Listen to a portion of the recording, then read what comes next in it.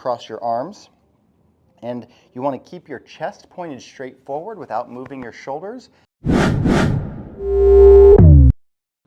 Time and time again, a lot of our amateur golfers want to swing like the pros, but the benefit of the TPI assessment is it shows me physically what your body is capable of doing and what limitations you may have.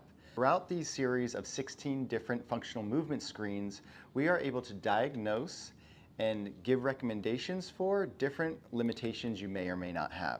So a lot of these TPI assessment screenings are very easy. You can do them at home. So I'll show you just a few today of the most common things I tend to see. So one of the first screenings we do is we kind of just set up in golf posture, okay? So you just kind of set up like you're gonna hit a normal 7-iron. I have my clients cross their arms at their chest, and what I want them to do is assess their pelvic mobility. So if you look at my lower back here, I wanna see if they have the mobility to flatten their back and tuck their hips forward, in addition to arch the back and stick their hips back. You should have the ability to do that without any type of shaking or difficulty. A lot of my golfers tend to be able to possibly do it one way, but then when they try to tuck, they might have some limitations or they start to shake.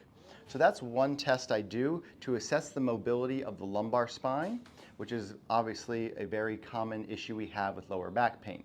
Another thing is pelvic and hip mobility.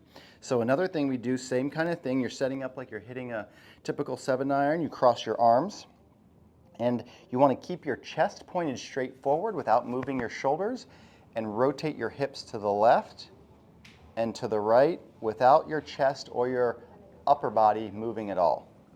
So if you have a limitation to one side, say you rotate very well in your backswing, but then in your downswing, you might be limited. That could also cause some pelvic mobility issues. Now, the third one is keeping your belt buckle pointed straight forward, not letting your hips move.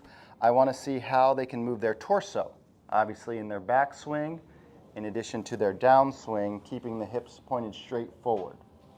So these are 3 simple assessments that we do in the TPI assessment that can give you some suggestions of where your body's limitations may be.